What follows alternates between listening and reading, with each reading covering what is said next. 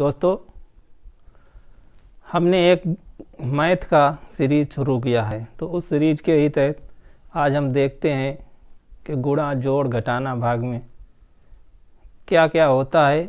तो इसी क्रम में हमारी एक गणित की बहुत ही महत्वपूर्ण संक्रिया है जिसे हम महत्तम समावर्तक और लघुत्तम समावर्तक कहते हैं। तो आइए आज देखते हैं कि ये क्या होते हैं। HCF and LCM, lowest common factor, highest common factor and lowest common multiply. तो दोस्तों देखते हैं ये क्या होते हैं। तो दोस्तों, कभी हमारे पास कोई वस्तु ऐसी मौजूद होती है जिसे हमें समान बराबर भागों में बांटना होता है। तो हमें ज़रूरत पड़ती है कि हमें वो कौन सी बड़ी से बड़ी माप हो जिससे कि हमारी दी हुई वस्तुएं समान भागों में बट जाएं। तो जिससे वो वस्तुएं बट जाती हैं वही महत्तम होता है। और लघुत्तम वो संख्या होती है कि जो हमारे दिए हुए जो पैमाने होते हैं, यानी दी हुई जो वस्तुएं या धारिता की वस्तुएं या जो पैमाने हैं, उन पैमानों से वह संख्या जो बराबर बराबर नप जाए, यानी बराबर बराबर हम उसे काट दें, तो वो हमारा लघुत्तम होता है। तो इसलिए लघुत्तम हमेशा ही जो दी हुई संख्याएं हैं उनसे बड़ा होगा या जो बड़ी संख्या होगी उसके बराबर होगा, और महत्तम हमेशा दी हुई संख्याओं से छोटा होता है। तो दोस्तों आइए हम देखते हैं कि कुछ महत्वपूर्ण दो बिंदु हैं जिन्हें आप अगर याद रखें, वो बिंदु यदि हमारे दिमाग में रहें तो हमसे लघुत्तम और महत्तम के सवाल जो हैं वो कभी भी गलत नहीं होंगे। तो वो बिंदु क्या हैं, आइए देख लेते हैं। किन्हीं दो या दो से अधिक संख्याओं का मासापा यानी महत्तम समापवर्तक वह बड़ी से बड़ी संख्या है जिससे वे दी हुई संख्याएं पूरी पूरी विभाजित हो जाएं। और दूसरा बिंदु है कि किन्हीं दो या दो से अधिक संख्याओं का लघुत्तम समापवर्त वह छोटी से छोटी संख्या है जिसमें उन दी हुई संख्याओं का पूरा पूरा भाग चला जाए। तो दोस्तों यहाँ देखना ये है कि दोनों एक सा ही लिखा है। यहाँ बड़ी से बड़ी संख्या है जिससे, और यहाँ वह छोटी से छोटी संख्या है जिसमें। तो ये जिससे और जिसमें का ध्यान रखना है। ये ध्यान देने वाली बात यहीं पर है कि वह बड़ी से बड़ी संख्या है जिससे वे दी हुई संख्याएं पूरी पूरी विभाजित हो जाएं, और वह छोटी से छोटी संख्या है जिसमें उन दी हुई संख्याओं का पूरा पूरा भाग चला जाए। तो दोस्तों आइए देखते हैं आगे क्या होता है। भिन्न का मासापा, भिन्न के सवालों का हल जोड़, गुणा, भाग ये सब कराया जाता है। उसी हिसाब से भिन्न का लासा और मासा भी निकाला जाता है।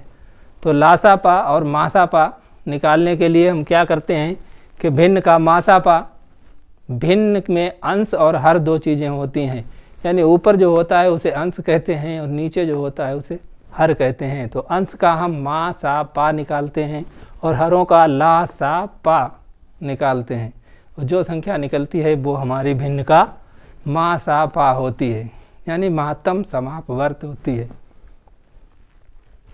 और भिन्न का लासापा, भिन्न का जो लासापा निकालते हैं हम, तो अंशों का लासापा निकाल लेते हैं और हर का मासापा निकालते हैं। ठीक इससे उलट प्रक्रिया होती है।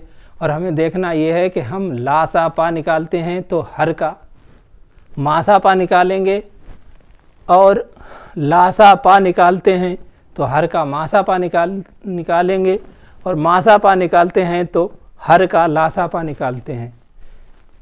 और मासापा में अंश का मासापा, लासापा में अंश का लासापा। आगे देखते हैं, एक ये सूत्र भी है, कभी इस सूत्र से संबंधित भी सवाल आ जाते हैं कि कह दिया जाता है कि दो संख्याएं हैं, उनका मासापा और लासापा ज्ञात है, एक संख्या ज्ञात है तो दूसरी संख्या ज्ञात कीजिए। तो इसके लिए हमें ये करना पड़ता है कि मासापा और लासापा की गुणा जो होगी वो दोनों संख्याओं की गुणा के बराबर होगी, यानी लासापा का गुणनफल और मासापा और उन संख्याओं मासापा का गुणनफल उन दी हुई संख्याओं के गुणनफल के बराबर ही होगा।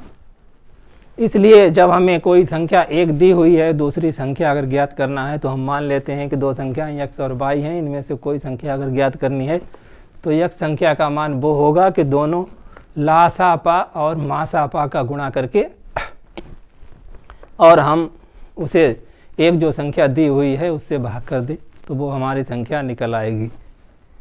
वैसे ही अगर इन संख्याओं का गुणनफल दिया हुआ है और लासापा और मासापा में से एक दिया हुआ है तो भी हम इस सूत्र में फिट करके और उसे निकाल सकते हैं।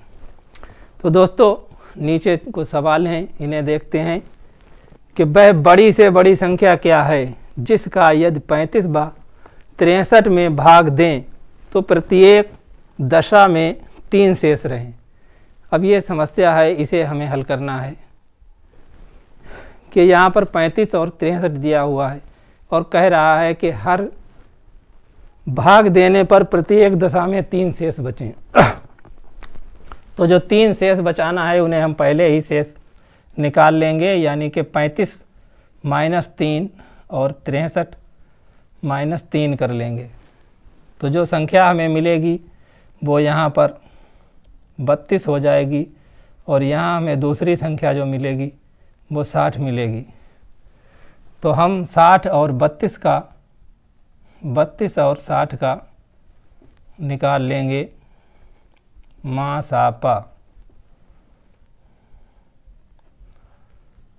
तो हम इसे निकालेंगे तो हमारा ये 32 इससे घटाएंगे तो बचेगा 8।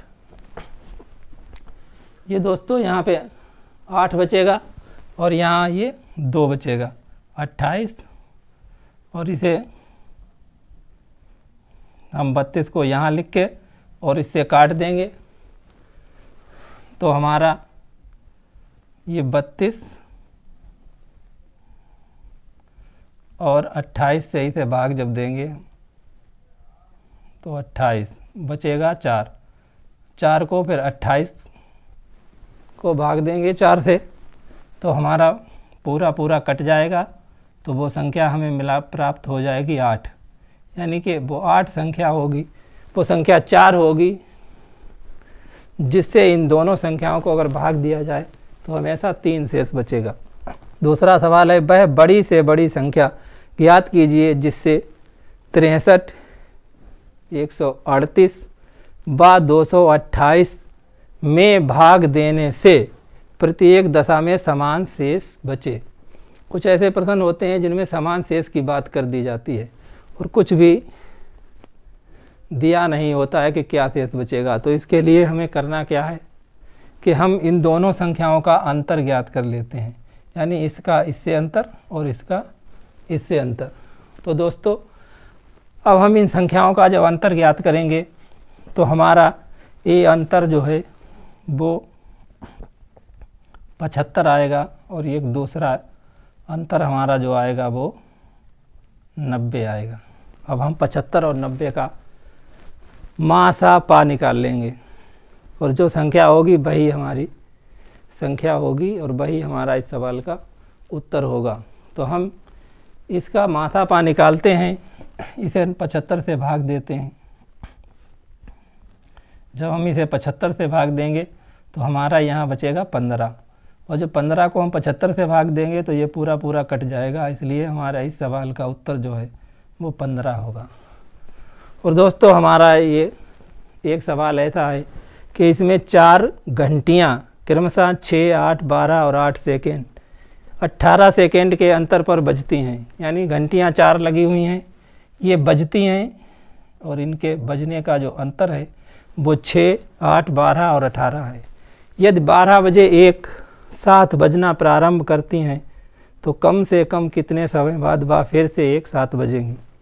तो हमें क्या करना होगा, ऐसी स्थिति में कभी घंटियाँ कभी लाइट, ये सवाल दे दिए जाते हैं और परीक्षाओं में ये बहुत ज़्यादा पूछे जाते हैं। तो हमें क्या करना है कि इसका लासा निकाल लेना है और 18 का हमें लासा निकालना है। तो हम इसे गुणनखंड कर लेते हैं, 3, 4, 6 और 9 और 2 से फिर काटते हैं। तो 4, 6, 9, 3, 3 और 9। फिर इसे हम 2 से काटते हैं तो यहाँ 2 बचता है। फिर हम इसे 3 से काटेंगे तो ये सब यहाँ पर केवल 3 बचेंगे। तो हमारा ये उत्तर हो जाएगा 2 गुणे 2 गुणे 2 गुणे 3 गुणे 3।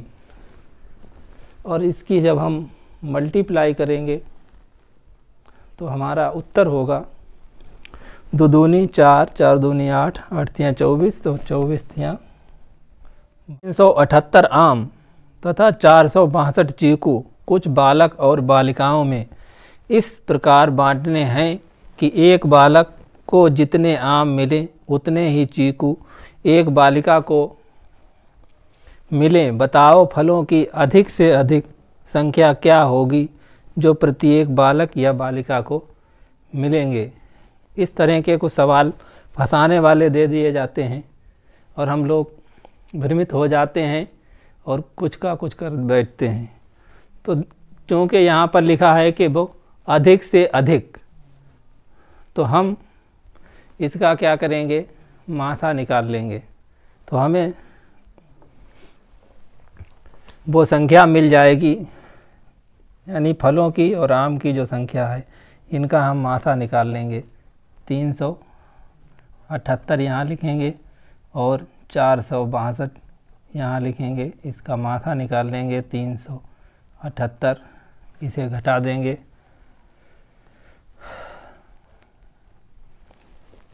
बारह में से 8 गए और इधर हमारे 15 बचे, 15 में से 7 गए तो बचे 8।